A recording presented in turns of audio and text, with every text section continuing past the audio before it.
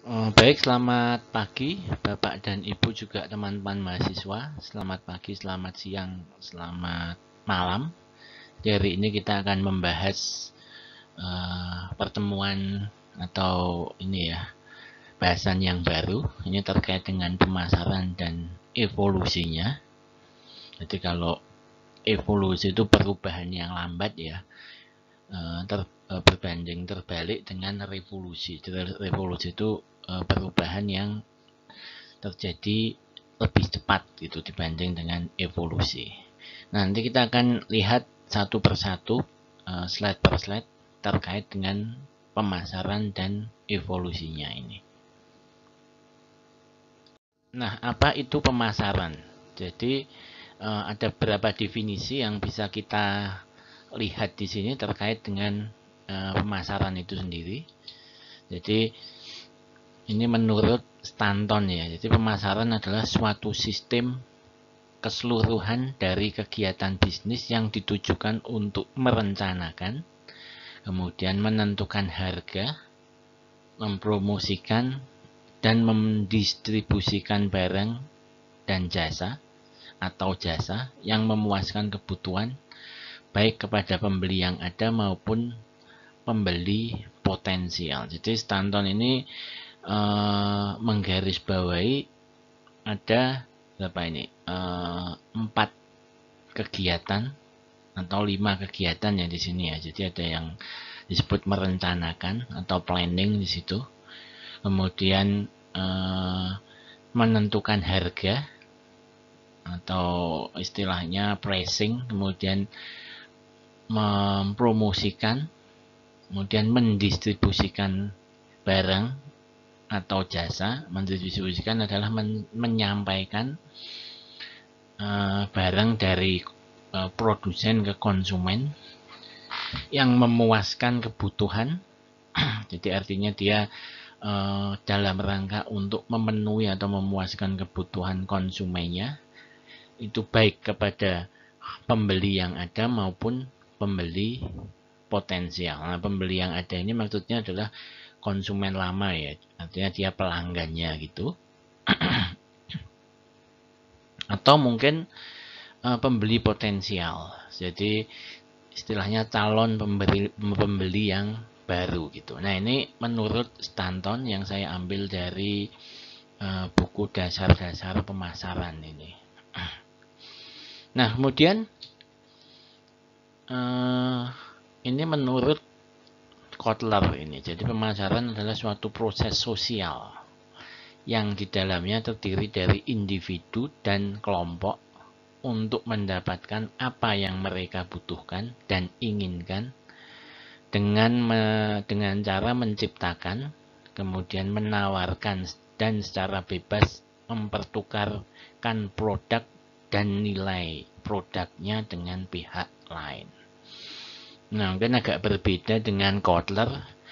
Jadi kalau Kotler dia menyebutkan ada individu dan ada kelompok.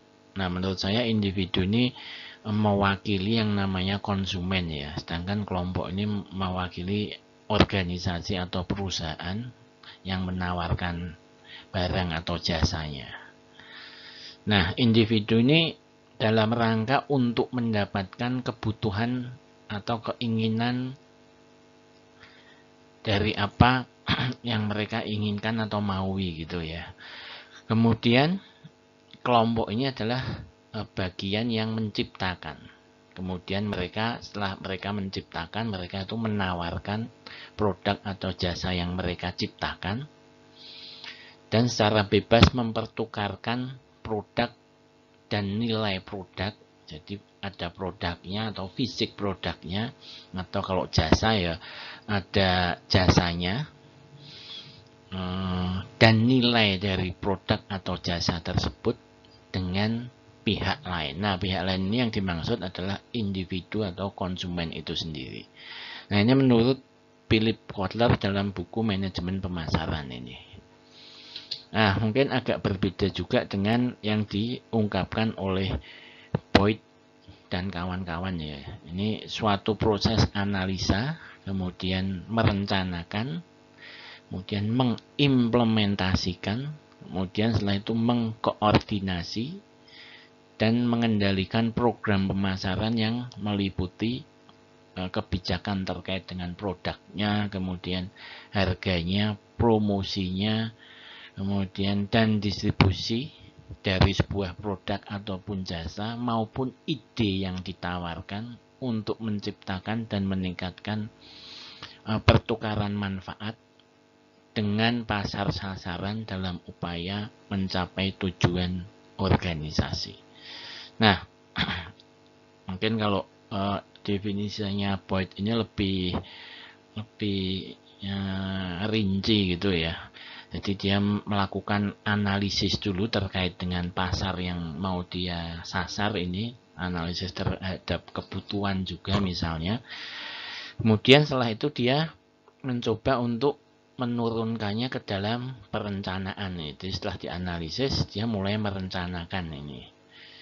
Nah, setelah direncanakan dia mulai melakukan implementasi dan melakukan koordinasi. Ya, otomatis kalau mau melakukan implementasi pasti melakukan koordinasi. Nah, dengan mengendalikan program, nah implementasinya ini adalah juga melakukan pengendalian program pemasaran yang meliputi kebijakan produk. Jadi misalnya produk itu bentuknya misalnya seperti apa, kemasan produknya seperti apa, kemudian karakteristik produknya seperti apa. Nah, itu yang masuk dalam kebijakan produk. Kemudian harganya ditentukan berapa, kemudian promosinya seperti apa atau bagaimana bentuk promosinya, dan distribusi dari produk dan jasa. Jadi penyampaiannya ke konsumen itu seperti apa. Jadi kalau di teori manajemen pemasaran, kalau distribusi itu dikaitkan dengan bagaimana produsen itu istilahnya menyampaikan produknya dari lokasi pembuatan produk sampai ke tangan konsumen itu seperti apa. Jadi ada yang menggunakan rantai yang panjang, ada yang menggunakan rantai yang pendek, ada yang menggunakan rantai yang sedang. Jadi misalnya dia menggunakan agen, menggunakan distributor, atau dia langsung ke pembelinya langsung, jadi tidak melalui agen, nggak melalui grosir gitu ya. Ada juga yang sistemnya seperti itu. Nah, itu yang dinamakan dengan distribusi. Nah, begitu juga dengan jasa ya. Ini gambaran dari teori manajemen secara umumnya. Nah, kemudian dia menawarkan dan meningkatkan pertukaran manfaat dengan pasar sasarannya. Jadi pasar sasarannya ini artinya kumpulan dari konsumen-konsumennya tadi. Nah, biasanya punya segmen-segmen pasar tersendiri ya kalau kita ngomong tentang pemasaran ini ya. Nah, supaya tujuan dari organisasi itu tercapai. Nah, ini menurut Boyd, Walker, dan Leres ini. Nah,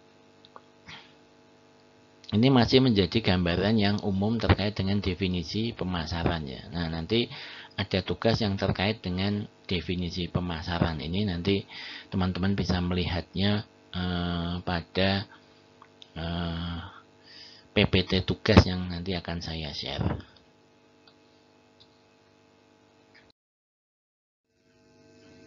Oke, kita lanjutkan ke slide berikutnya ini. Jadi dari definisi tersebut saya dapat menyimpulkan bahwa pemasaran adalah penganalisaan, kemudian perencanaan, kemudian pelaksanaan dan pengawasan program-program yang bertujuan menimbulkan pertukaran dengan pasar dengan maksud untuk mencapai tujuan perusahaan. Jadi di situ ada kegiatan untuk menganalisa terkait dengan kebutuhan, kemudian terkait dengan pasar sasarannya gitu ya. Nah, kemudian dia melakukan planning terkait dengan produknya, harganya, distribusinya, kemudian bentuk promosinya. Nah, setelah perencanaan itu selesai dilakukan, mereka baru mengimplementasikan atau melaksanakan. di lapangannya seperti apa. Nah, perlulah sebuah pengawasan supaya tujuan perusahaan itu tetap dapat terjaga dengan baik. Jadi jika dia istilahnya keluar dari tujuan perusahaan, nah pengawasan ini punya peran untuk mengembalikan istilahnya mengembalikan ke tujuan yang mula-mula ya, yang sudah direncanakan sebelumnya. Nah, kemudian saya melakukan breakdown ya dari definisi tersebut. Jadi kalau kita melihat ternyata inti pemasaran itu ada yang disebut di sini kebutuhan atau keinginan. Jadi konsumen punya kebutuhan, konsumen punya keinginan. Kemudian setelah mereka punya kebutuhan dan keinginan, timbullah permintaan di pasar gitu ya. Nah, dari analisa organisasi atau perusahaan ternyata ada kebutuhan seperti ini, ada permintaan seperti ini, otomatis perusahaan atau organisasi ini mulai melakukan perencanaan. Setelah dianalisa, dilakukan perencanaan. Oh, ternyata dia butuhnya ini, produknya seperti ini, kira-kira harganya yang masuk untuk segmen ini segini gitu ya, ditentukan. Kemudian distribusinya sebaiknya seperti ini dan bentuk promosinya seperti ini. Nah, setelah itu jadi, nah mulailah perusahaan ini melakukan penawaran. Jadi dia istilahnya penawaran itu artinya perusahaan melalui promosi itu istilahnya melakukan penawaran juga ya, secara otomatis ya. Nah, jika kebutuhan dari konsumen atau permintaan konsumen ini sesuai dengan barang yang ditawarkan, otomatis konsumen akan melakukan pembelian di situ. Nah, kemudian adanya produk ataupun jasa dalam pemasaran itu. Pasti ada produk atau jasa. Nah, di dalam produk atau jasa itu adanya perencanaan atau perancangan terhadap 4P, atau di sini minimal 4P ini ya. Sudah ada yang mengembangkannya sampai 9P sebenarnya. Tapi saya dasarnya memberikannya 4P dulu ini saja. Jadi produk, harga, distribusi, promosi, atau kalau P-nya ya produk, kemudian price, distribution atau place di situ. P-nya place ya, distribution itu place, kemudian promosi. Nah, place ini ada yang beberapa teori ada yang menyebutkan place itu adalah lokasi yang strategis. Bisa juga didefinisikan seperti itu atau diartikan seperti itu. Tapi place juga bisa di teori yang lain juga menyebutkan itu adalah bagaimana cara perusahaan menyampaikan produknya dari lokasi pembuatan atau lokasi produksi sampai di tangan konsumen. Nah, itu juga arti dari place atau distribusi itu sendiri. Kemudian promosi. Nah, promosi saya rasa teman-teman sudah cukup memahami ya. Kemudian adanya nilai dan kepuasan. Jadi ketika konsumen mulai membeli karena dia merasa cocok dengan apa yang ditawarkan dan dia menggunakan produk itu dan membeli lagi, artinya terjadi kepuasan atau tercapainya kepuasan, atau istilahnya dia bisa menikmati nilai dari apa yang ditawarkan, produk atau jasa yang ditawarkan oleh organisasi atau istilahnya perusahaan atau produsen gitu ya. Kemudian kalau ada permintaan, kemudian ada penawaran dan terjadi transaksi di situ, artinya disebut kita adanya pertukaran atau adanya transaksi. Jadi konsumennya merasa cocok dengan produk atau jasanya, kemudian dia memutuskan untuk membeli. Nah, kemudian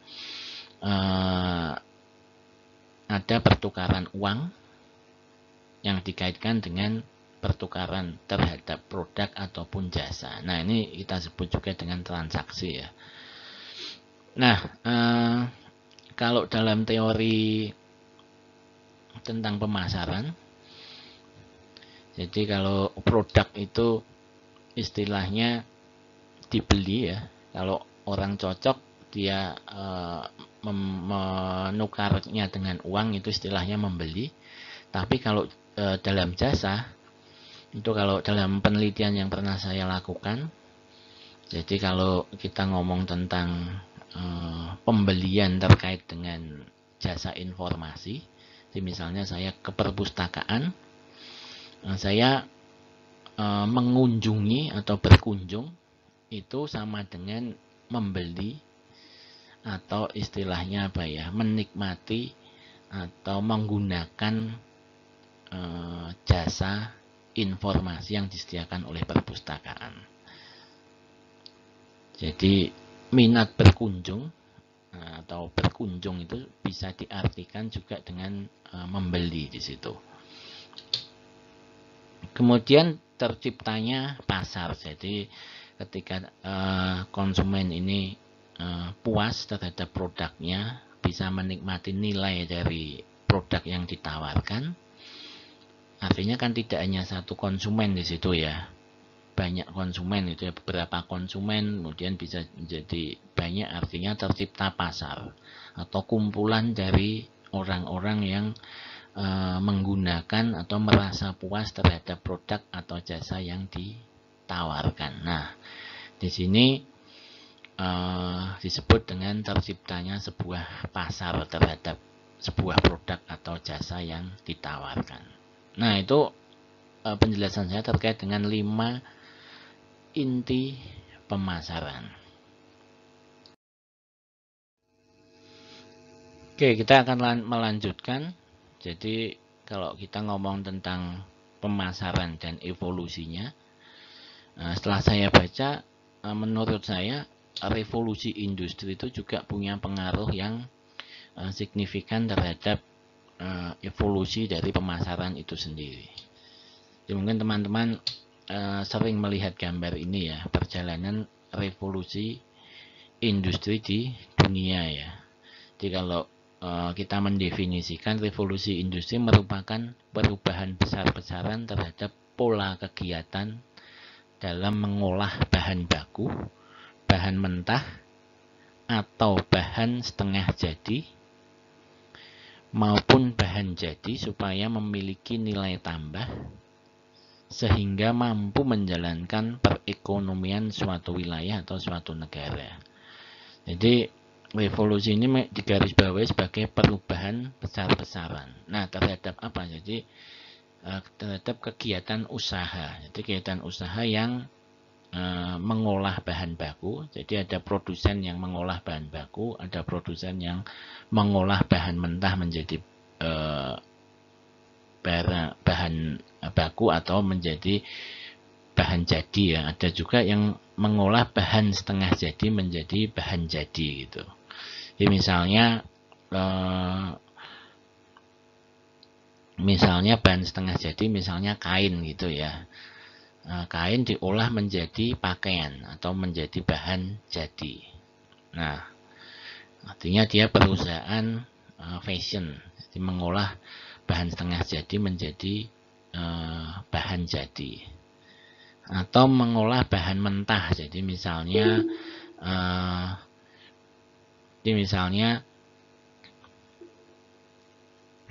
adalah mengolah yang namanya ini perusahaan apa ya, misalnya perusahaan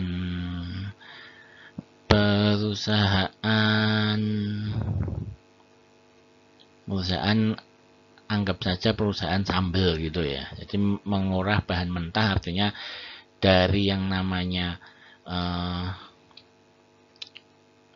lombok, kemudian dia olah, kemudian menjadi sambal kemasan misalnya, menjadi jadi barang jadi. Kemudian mengolah bahan baku, jadi misalnya perusahaan roti Jadi sudah ada tepungnya, dia olah menjadi roti. Nah, itu mengolah bahan baku menjadi bahan jadi. Nah, tapi kalau di dalam revolusi industri ada perubahan terkait dengan pola kegiatan pengolahan tersebut. Nah, pengolahan ini akhirnya memiliki nilai tambah ya, sehingga mampu memberikan atau menjalankan sebuah ekonomi di dalam wilayah atau sebuah negara. Nah, kalau kita melihatnya dari ini rangkaian perjalanan revolusinya, jadi kalau industri 1.0 itu adalah diawali dengan penggunaan mesin uap dalam industri. Kemudian industri 2.0 itu penggunaan mesin produksi massal bertenaga listrik atau minyak. Jadi ada mesin uap, kemudian dari mesin uap dikembangkan menjadi mesin-mesin yang bertenaga listrik yang bisa untuk produksi massal. Kemudian dari situ dikembangkan lagi di industri 3.0 itu penggunaan teknologi informasi dan mesin otomatis di situ atau otomasi. Karena sudah mulai adanya ini ya, internet atau teknologi informasi, hardware, software gitu ya. Kemudian industri 4.0 mulai mengintegrasikan jaringan internet. Jadi semua mesin-mesinnya bisa diintegrasikan, bisa dikelola melalui jaringan internet. Nah, itu yang terjadi dalam industri 4.0. Nah, ini saya ambil dari sumber dari internet ini. Nah, kemudian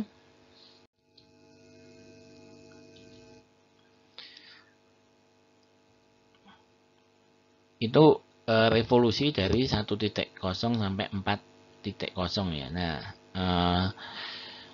sudah mulai berkembang, jadi revolusi industri itu sudah mulai dikembangkan sampai 5.0. Jadi yang mulai istilahnya melakukan perintisan itu Jepang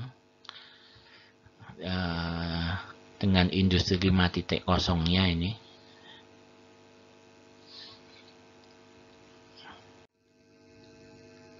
Nah, bagaimana implikasi revolusi industri ini terhadap perkembangan pemasaran?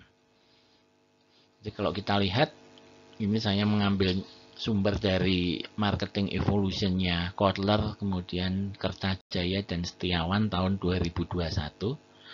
Jadi kalau di Marketing 1.0 itu ada product driven di situ, kemudian Marketing 2.0 itu adalah customer oriented, berorientasi kepada konsumen. Kemudian Marketing 3.0 itu human centris. Kemudian Marketing 4.0 itu moving to digital new CX. Nah, kemudian Marketing 5.0 itu Marketing in digital world new CX dan next teknologi. Nah, kita akan lihat penjelasannya satu-satu dari Marketing Evolution ini.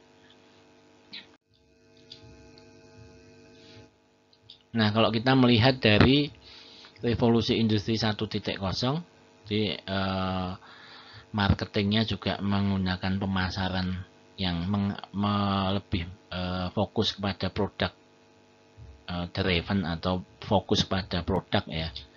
Jadi kalau kita melihat, kalau kembali ke gambar yang ini terkait dengan revolusi industri.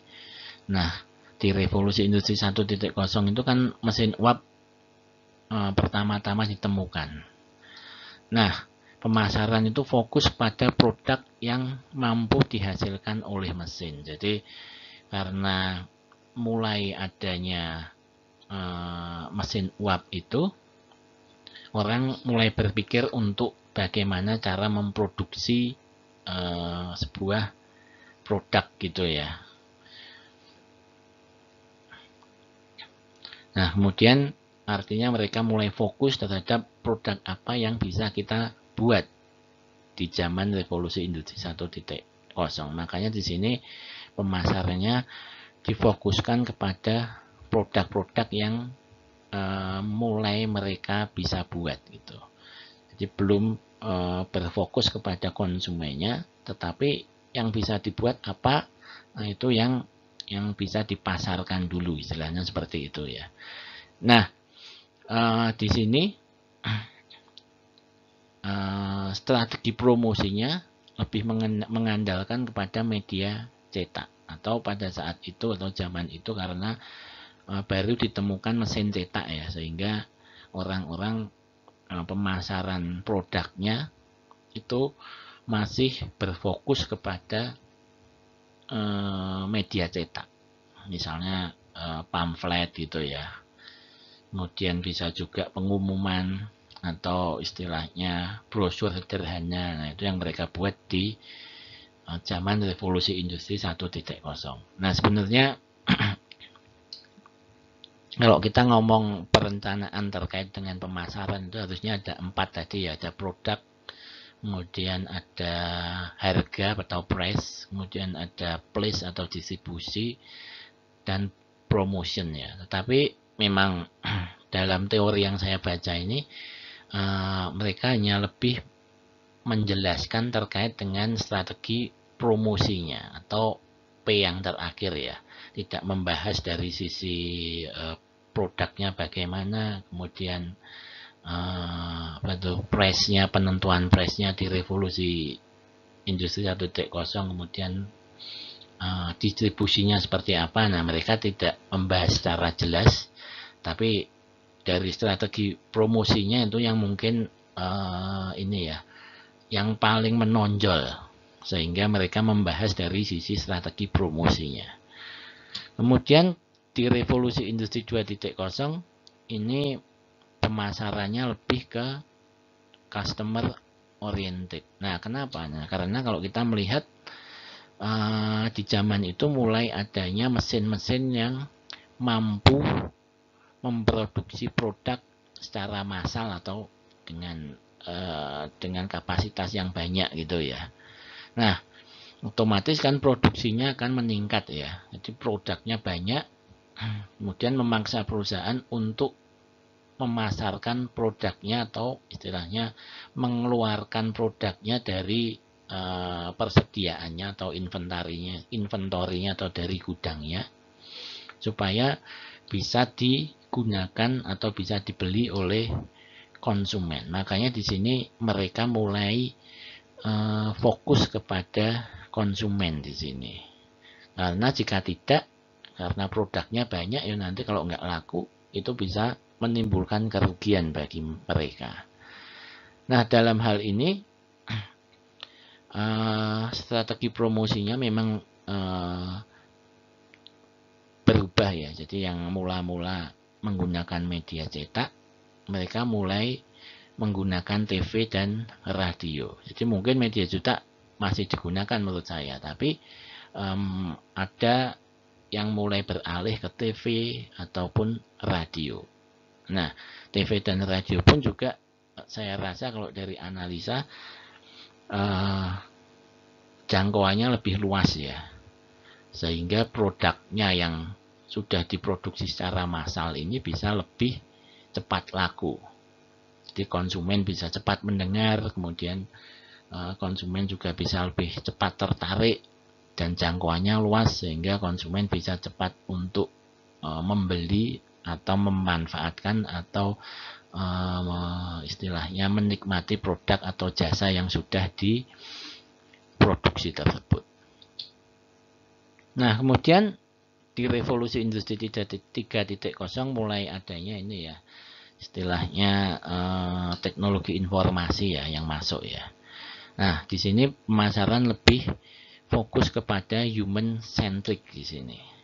Jadi mulai berkembangnya internet, kemudian mereka mulai mengandalkan promosi melalui jaringan internet. Nah, saat itu mungkin media sosial belum booming, makanya di zaman itu masih menggunakan website.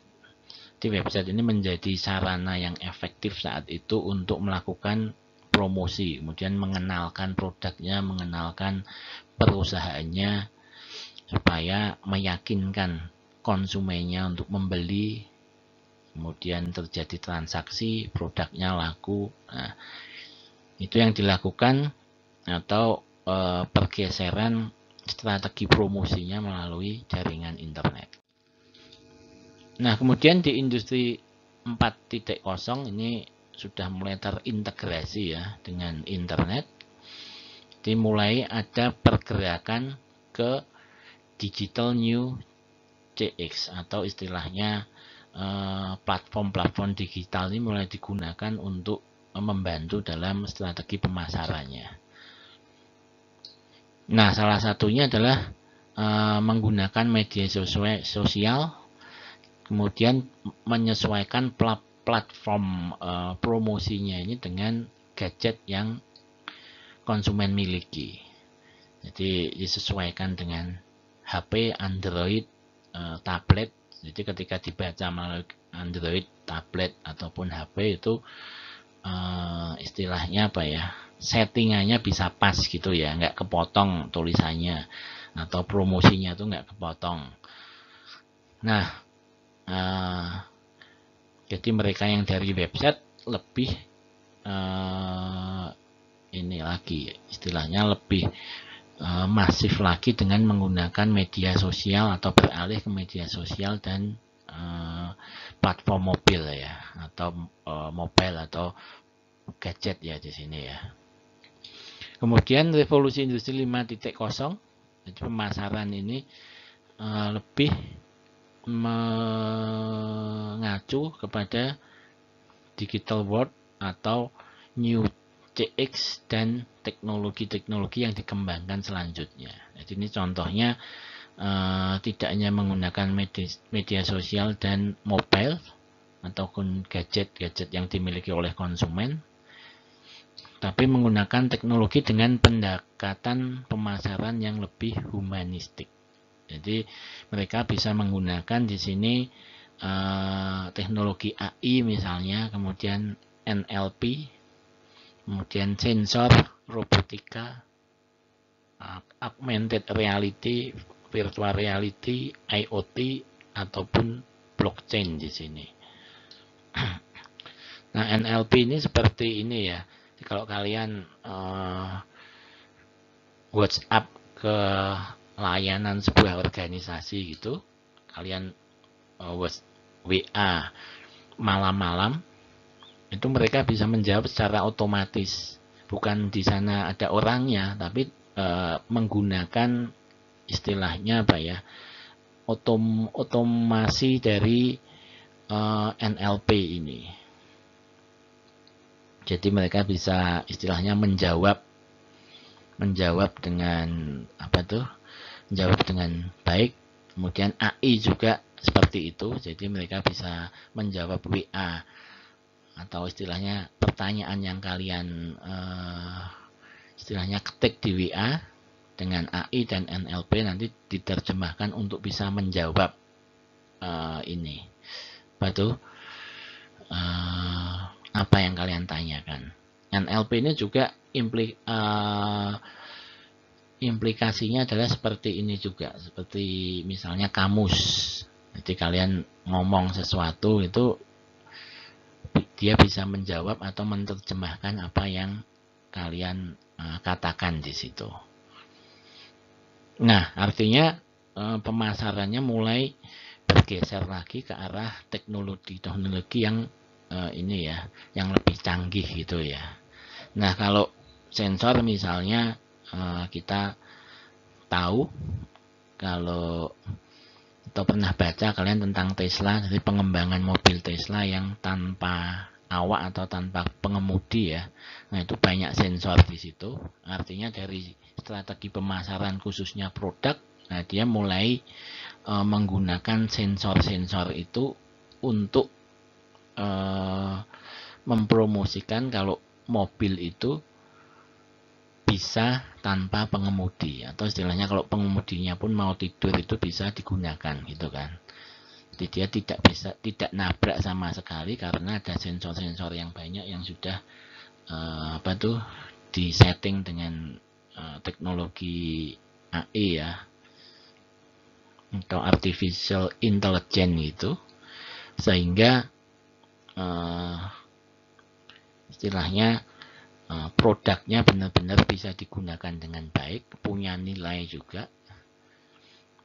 Nah, itu salah satu contohnya. Kemudian kalau robotika, nah mungkin kalian bisa melihat Hina Robot Hotel di Jepang ya. Nah, ini salah satu hotel di Jepang yang layanannya tidak pakai manusia tapi menggunakan robot di situ. Jadi orang-orang datang ke situ, mereka bisa bertanya terkait dengan layanan dari hotelnya. Nah, robot ini bisa menjawab juga, meskipun dengan bahasa-bahasa yang berbeda ya. Nah, mereka itu sudah dilengkapi dengan bahasa yang berbeda juga. Artinya jasa atau layanannya sudah mulai menggunakan teknologi yang canggih dengan robotika, dengan menggunakan AI, di mana istilahnya kalau manusia menggunakan bahasa yang berbeda, mereka bisa menyesuaikan ya, atau lebih humanistik di sini. Kemudian layanannya mereka juga bisa menjelaskan dengan baik layanan apa yang mereka bisa nikmati di hotel tersebut. Nah, saya ambil dari link ini. Nah, kalian nanti bisa melihat sendiri ya linknya.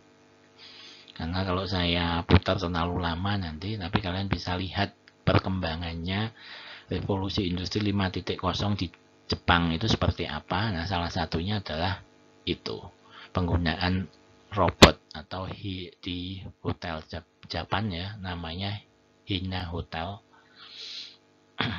Nah, itu semoga ini istilahnya melengkapi ini ya, atau membuka wawasan kalian terkait dengan pemasaran. Nah, khususnya nanti lebih lanjutnya kalau pemasaran terkait jasa informasi nanti akan dijelaskan dengan di pertemuan berikutnya.